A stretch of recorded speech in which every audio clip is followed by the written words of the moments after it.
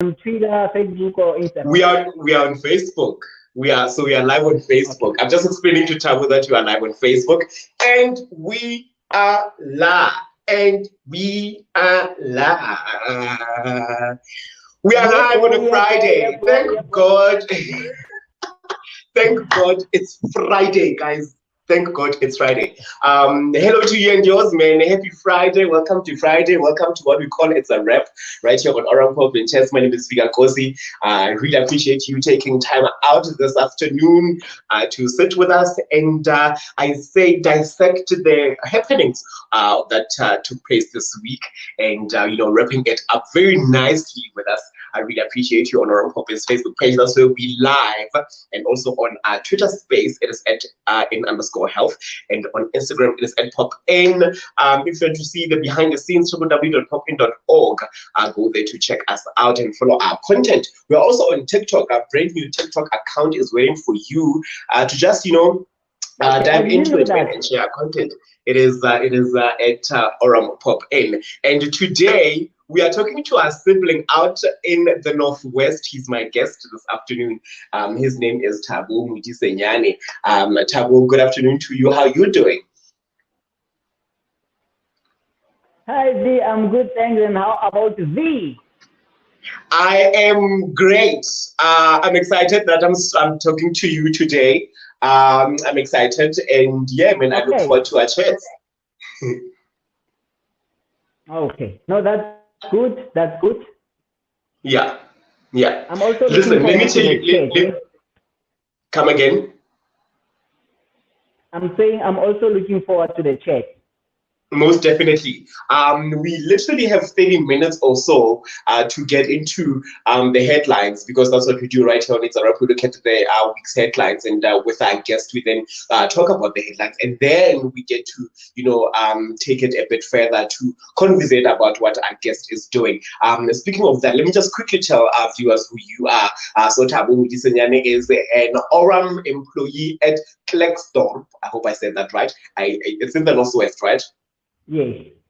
Yes. And besides his job, besides his job description, he has a company as a social scientist. I want to get into that of what is a social scientist. A digital content producer. He offers services as a motivational speaker, MC, program director.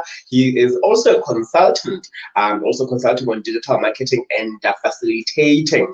Furthermore, as an alternative media platform for mainstream media, he has his own Facebook talk show where he regularly invites local hustlers who play a positive role in society in their respectful field as productive citizens who facilitate in making South Africa a better place at the ground level from our townships. Additionally, he writes, has hosted seminars since 2017. He mentors and has appeared as a guest on a local radio station as a regular motivational speaker for the past 8 years. Also, he has launched his first motivational book. It's called SOMA, which is State of the Motivation Address. And I think it's quite fitting because our headline that we're starting with is SONA from the president. Once again, Thabo, happy Friday, and thank you so much for your time. I want to talk about SOMA, but we'll talk about that a little bit later on. Let's break it down. Let's start with SONA. And I think I'm speaking to you rightfully so, and I want you to wear your motivational speaking head, because I think from there, that's when you can be quite analytical when we look at what the SONA has been like. In your view, did the SONA meet the expectations of us as the youth, or did it have us as the youth in its mind, or when it was written by the president, especially with unemployed youth? Honestly speaking, I don't think it did. Our expectations were not met. Why I'm saying that is because I think it was just a business as usual, a copy and paste. When you look in January 2018, the president made promises. He said he's going to create millions of jobs. And the following year, in May 2019, he promises to give us 1 million jobs for the youth. And in October, 18th of October in 2020, he promised us 800,000 jobs. So I don't think he did meet our expectations, because I felt like he was supposed to say, guys, I made these promises in 2019, in 2020, in 2018, and this is how far we are now in creating those jobs, rather than giving us false hopes, you know. So honestly speaking, personally for me, I don't think the president did give us something to look forward to. I believe he was supposed to tell us how far are they in making us realizing the promises that they made a few years ago. And he said something, I don't know what to say. Is it interesting or is it funny? I don't know. He said the government, he said the government doesn't create jobs. No, businesses create the jobs. Private sector does. Yeah. Sure, but from 2018 when he was making promises, was he making promises on behalf of the private sector? No, or the government? Yeah. It has to be the government. But then he comes yesterday and then he says the government doesn't create jobs, the private sector does. And to take the statement further, he went further to say it will take years for the private sector to create jobs for millions of South Africans. What is the message then? I think the president was just saying, guys, you know what? They are not jobs. Yeah, and he was basically also saying that, guys, you're on your own, because I mean that back and forth between who's responsible for creating jobs in South Africa and who should actually take accountability, it is quite spread far apart. He's promising jobs, but then he goes on to say that jobs won't be created by the government. Jobs are supposed to be created by the private sector. We don't know who. Okay, maybe we might know who this private sector is, but then yet again, this private sector will then need time to create jobs for millions of South Africans. It's quite tricky what he's doing, but I think you're right. It was business as usual. Do you think that there was much consideration given to youth, especially when you look at the social ills? I think one being unemployment and other things as well in between. You might look at, first of all, youth unemployment. You might look at free education, that is still a contagious issue. When you look at other things, like students that are in debt and graduates that are not finding jobs. All these, some drug abuse, because I think South Africa is one of those places where drug abuse, especially in communities, is quite rough. So we are faced with a lot of social ills as young people, where we I want to say so the State of the Nation address didn't address such issues, but also a lot of promises were made. I think the youth is not the target market when you speak about the State of Nation address. Yeah, we are not the target market. I think the sauna is conquer of its own. It's not for everyone. It's not for everyone. So I don't think he did address those issues. Let us. Besides motivational speaking, I work as a data capture for the Orange Institute, like you mentioned, and then I work with numbers. Let us look at the numbers.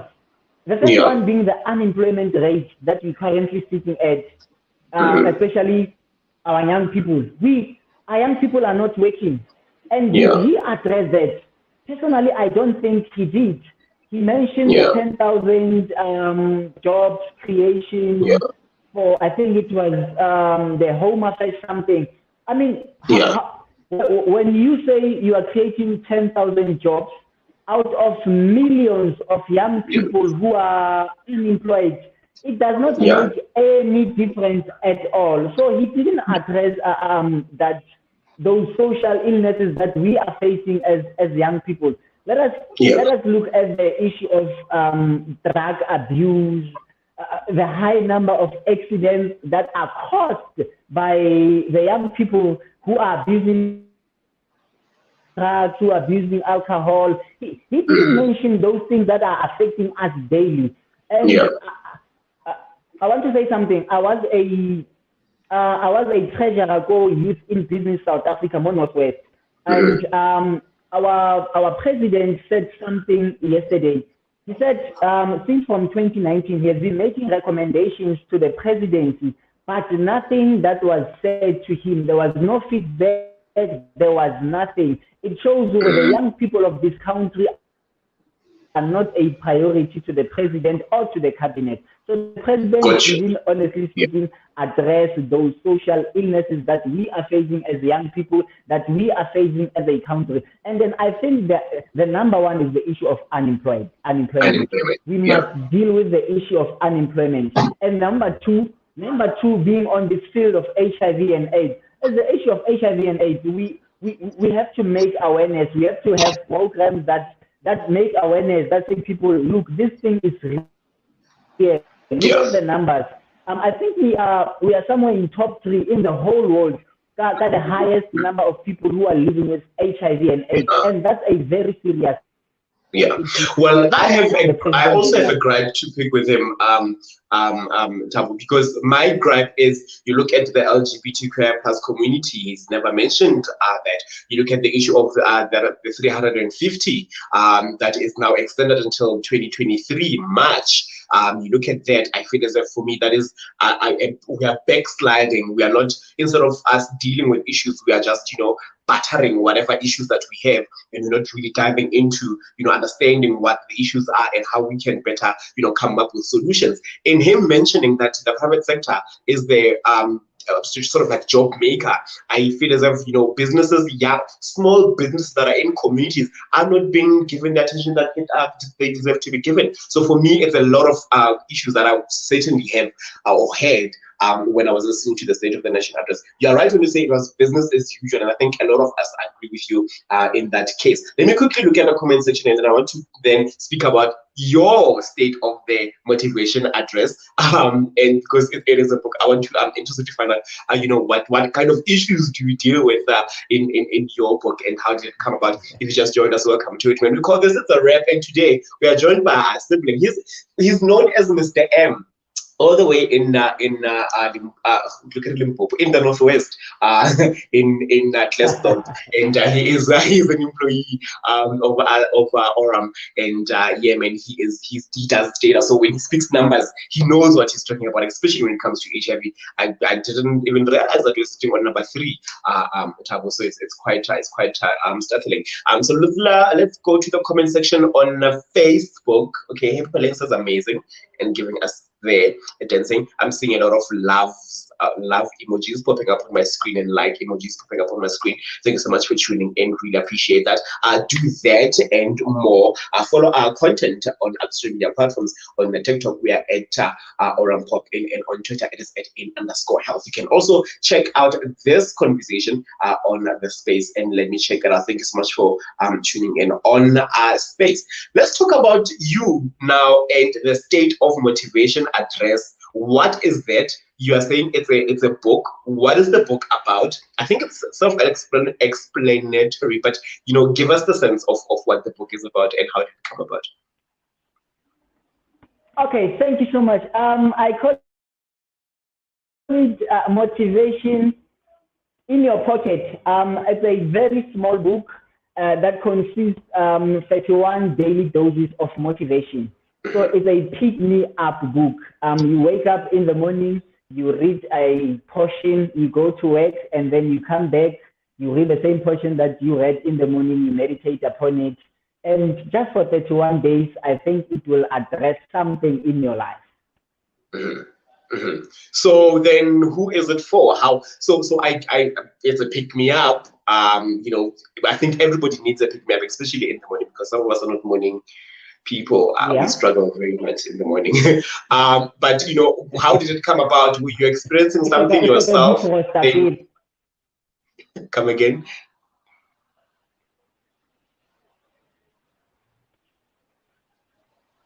No, I was saying, Oswana, you need to defrost in the morning.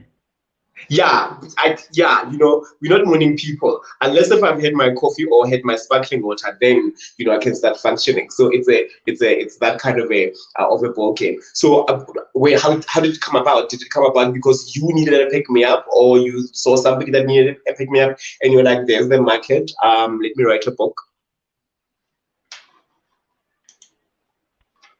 Okay. I started doing motivational speaking around 2013.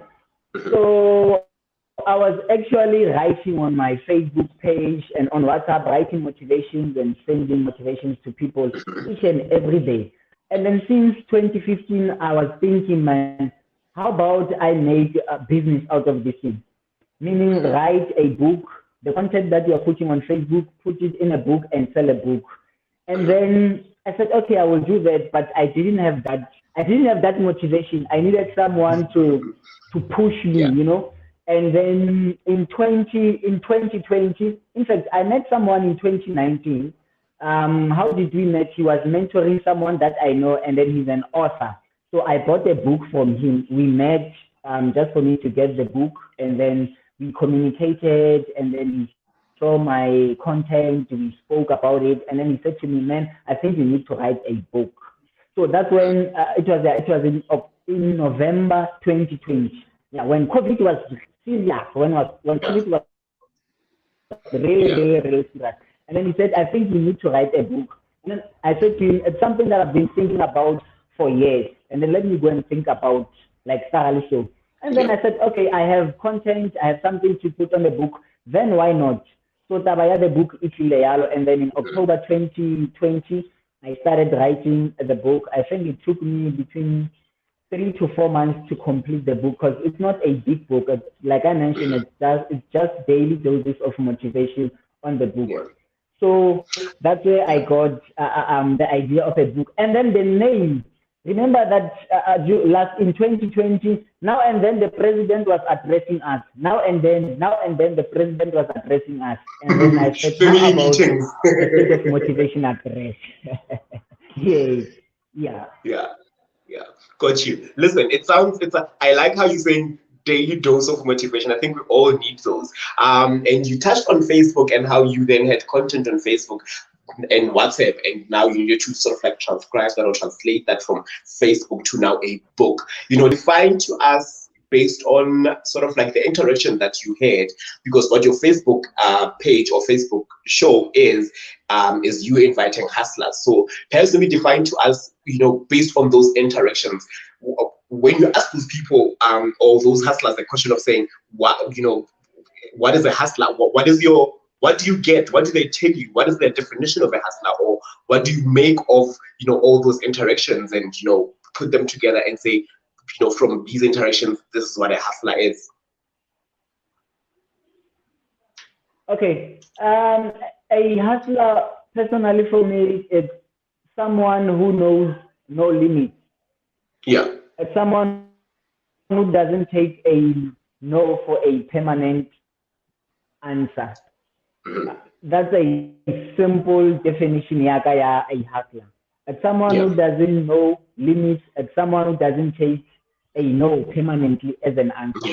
So now going back to the show, and you see the world is fastly moving, and then I think we are moving to the digital world now. Yeah. When you look at the numbers, I think the radio, honestly speaking, the radio is slowly dying. We have moved now to these talks, Facebook talks, Insta, Twitter.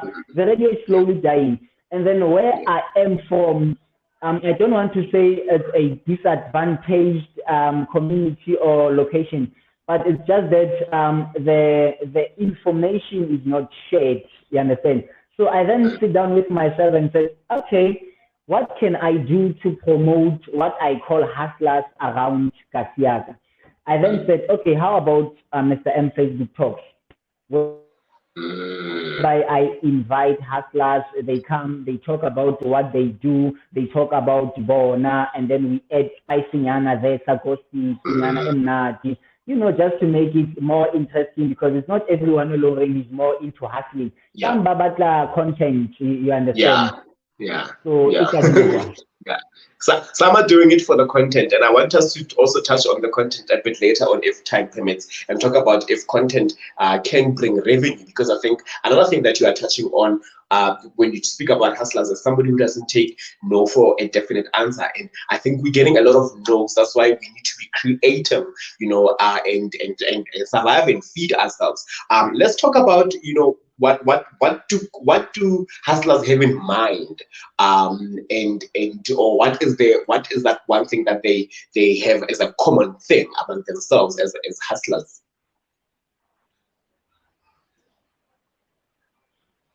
Okay. There are two types of hustlers, ne? They are the working hard type, and then they are working smart type. Right. I'm just gonna make an example. When you when you can go to university or college or a high school now, and then you ask for two learners, learner A being an A student, and then learner B being an E or F student. Basically, that's one Otolang 2 out of 10. And then the other one is the one Otolang 9 out of 10. Yeah. When you are having a conversation with an A student, when you are saying to an A student, you must work hard, you're going to kill that person because he's a smart person. Hard work has been so high. He's a thinker. He's a smart person. So to that person, you don't say work hard. You say work smart. But when you go to a B, to another student, all is getting 1 out of 10. When you sit down with that student and say to him or her, you must study hard, you are killing that person. He's not a study person. I mean, honestly speaking, education is not for all of us. There are people who should be told you must work hard. There are those who must be told you must study hard.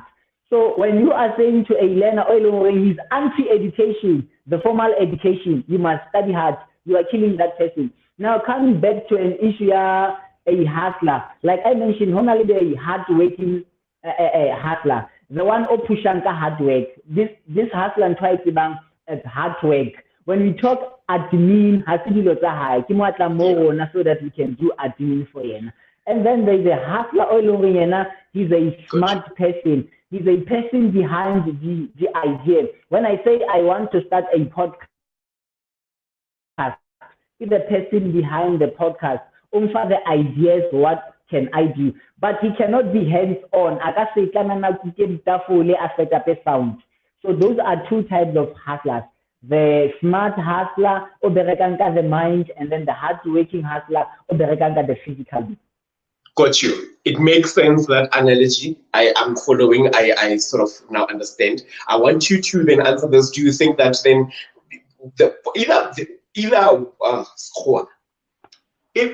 whether they're working hard or they're working smart, is hustling then going to address social ills, right? Is hustling an answer to unemployment, for instance? Do you think that hustling or being a hustler can deal with the high numbers of unemployment? To a certain degree, it will. Because when you start, it's very difficult. I mean, you need resources. You need to register your company. You need to do your marketing. And then you need money for you to do those things. And then if you don't have any stable income, you're not going to realize that three. So answering your question, hustling, more especially when you start, it's very difficult. That's why we have a lot of young people back from the hustling zone, because they feel there is no support. And honestly speaking, the government doesn't help us. When you talk about hustlers and the government helping, those are two different issues. And then I don't see the government coming down to the level that the hustlers, most especially those working hard ones. I think they give attention to those smart ones. Why am I saying that? You check as the young people who are into agriculture and all that. Yes, the government is paying attention, but not that attention compared to those who are in IT, science, engineering, and all those things. You understand? Yeah. And science, you understand? So the attention is not the same. Now, going back to your question, hustling can be an answer to the high rate of unemployment. But here's the challenge. When you start, it's tough. It's very difficult. Because there is no financial support. You understand? And then when you start, you need financial support. So it can be an answer, but up to a certain level. Listen, I have someone who is doing a study in mining, right? And I'm quite interested to pick his brain on both the State of the Nation address and, queer issues. But also, I want to pick his brain on this hustling notion. And if he bumped into people that are sort of like hustling in the mine. And I cannot wait for that conversation. So stick around for that as you tune into, Pop in Chat. Let's quickly look at the comment sections. If you just joined us, I'm joined via stream by Mr. M. He's probably known as that. His name is Thabo Molisenyane. He does data for our sibling sister company branch in the Northwest, and he's joining me, and we're speaking on, we spoke about the State of the Nation address. He gave me his sense, and we're talking now about hustling because he has a Facebook page, or a Facebook page show that speaks about, or he invites hustlers and they speak about hustling, and doing amazing, and from grassroots level, from community level, or from township level, and playing their part as we create the South Africa. Let's quickly look at the comment section. Rami Kwe Jikila, I hope I'm saying that right, says Rekeni. Of course, Rekeni. Every time when I read Tswana, Mr. M, I'm reminded of Mutswedin. I don't know how, I don't know why. But Rekeni, I think Rami Kwe, right? Yeah, that's my name too. Oh, okay. Vince ST comes and says, radio is not dying. If you were to check the listenership, it hasn't been affected for the past 10 years. We just have to be able to use radio as young people. Okay. Apparently, for the past 10 years, radio has not been shaken. But Vince, I think radio has been challenged, though. And radio has. This is a radio personality in me talking. Radio has been challenged though with the current ways or streams of listening or of getting content. You look at podcasts, you look at YouTube, you look at TikTok, you look at other means of us receiving information away from radio. So that would then make radio a bit challenged. I'm not sure about listenership, but I think I think to be corrected, I think Nkosi FM still is holding it down in terms of being the biggest radio station in the country. But then I will have to look at those numbers for the past 10 years. Actually look at the current numbers and compare them to the previous numbers of last year and see where we are sitting with radio. And when you say young people need to know how to use radio, how do we do that? Do we create radio? Do we, go on the current radio stations and demand space? What do we do? How do we come about then, to make radio work for us or to use radio in that context? Koza Isaiah Zoa Senior says, I think he wanted to say, or they wanted to say, I like you too much, but they say I like too much. I don't know how to read that. Honorable Mongezi Lumo says, you are making sense, Mr. M, and I agree, especially when you defined the hustler mentality and working smart and working hard. You sort of get that as well. Comes back again and says, great content. Thank you so much. We aim to please right here on Aura Pop in chats, especially for It's a Rap Man. Also check out Clinical Monday, where we have all things clinical. Midnight Essay, brother. I think he's in Mamelodi. I'm not sure if he's in Mamelodi or if he's in Limpopo. He's a DJ. Check him out. He plays for shows like Mutswedi, shows in Mutswedi and other stations as well. Yeah. He says yes. I think he's saying. Yeah, no, I know his music. Come again. I was saying I'm a follower of his music. Yeah, he's quite amazing. Let's talk about content creation. We literally have about 5 minutes. Let's talk about content creation. And, as a content producer yourself, does content creation have money? And I think I speak largely because you look at the landscape of content. We started with slave queens, we started with influencers, now people are content curators. Is there money in this content creation, content producing business that you are in and about? 100%. There's money. Yeah, there's money in content creation. Look, you can just create an account, have 10K followers, no content, and sell the account. So I'm just trying to show you there's money in there. So yeah, there's money in content. There's money in content creation. I was listening to a certain podcast a few weeks ago. Apparently, influencers most are so-called content creators. So there's a certain radio station.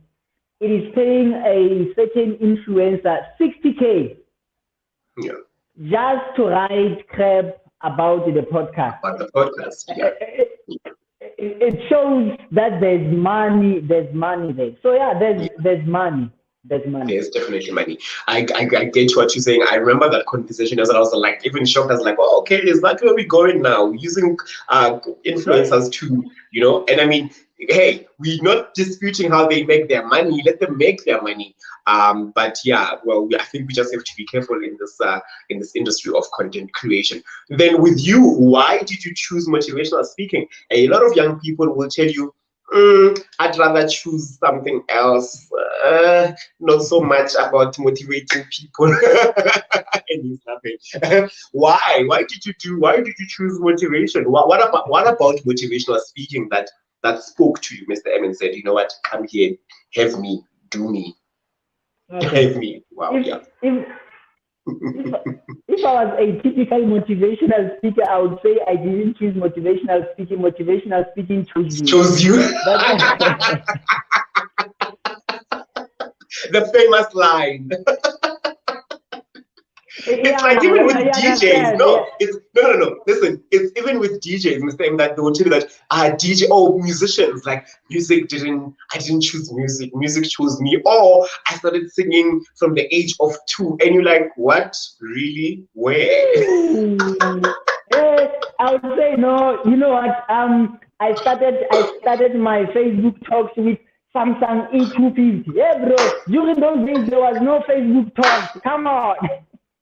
Hectic. Yeah. Right. Let me just try to go back in shortly and tell you what happened. I had a friend, and he was a white friend. He was into I forgot the term, but something marketing. Those Inuka, the Herbalife, something. So he was selling products, and then he sent me a message and said, I have these products. Let's meet. I want you to try them. And then I said, okay, no problem. We met in town. We had a conversation. He gave me products. And then I said, okay, I will use them. I got home. When I got home, I found a disc inside the package. And then it was a disc, Leslie Brown, the motivational speaker, titled, It Is Not Over Until I Win. And then the following day, I went to work, got a disc here on the PC, got track 3, each 7 minutes. So basically, it was motivation and then speaking about not being over until you win. And then since from that day, I started writing daily motivations, and then I developed that passion for motivational speaking. And then I've always been a bubbly person, a speaking person, so it will be easy for me to go there. So it was more the issue of motivational speaking, and then maybe a year or 2 after that, I then registered my company. Got you. Listen, I think you are a bright someone. I want us to continue the conversation, but time doesn't permit me. We went all way, I think about 2-3 minutes on the agreed time, and I have to go. I got to, and I also have to let you go. But I've thoroughly enjoyed this. I want us to have a part 2. I don't know when. Let me quickly go to the comment sections before I let you go and see what the masses are saying. Benjamin Obuti Chweu says, just popped in, but I'm here now. You've missed out, my brother, but nonetheless, this conversation will be packaged very nicely by Facebook, and you can definitely listen in and at your own convenience, and you would definitely catch up on what we were speaking about. Nisi Pagwe says, amazing, and a round of applause. Thank you so much, Nisi, for tuning in, and Kaling Maria Mulupi, I hope I'm saying that right. They say great session, and thank you so much. That's my tea as well. Oh, these people. See, now Mr. M has brought his people out. But in closing, must you always stay positive? And this, I think, is an exit for you to us in motivating us as you sum it up. Must we stay positive? No. Why? I'm getting there. There's being negative, right? Mm-hmm. And there's being positive, right? Mm-hmm. And then we neglect the most important one, which is being realistic. So don't be negative, don't be positive, be realistic.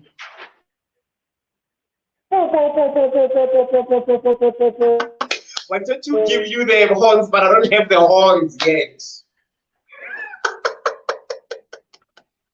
I will give you the horns, man. I will give you the horns, man. Give yourselves the horns. Yeah, no, I got you. Listen, thank you so much. I definitely look forward to this. I think we should keep you on as a regular contributor to our feature. On one of these Fridays, randomly just pop in and give us motivation. We'll also look into that. I would definitely I'd love for you to do that. And I think I'm just making you commit live so that we don't have some like behind the scenes conversations of not agreeing. So I think we definitely have you on that. Listen, Mr. M, I've thoroughly enjoyed this. I will see you when you come back and continue motivating, continue doing amazing. Send our love to our siblings out in Kronstadt. Is it Kronstadt? Let's stop.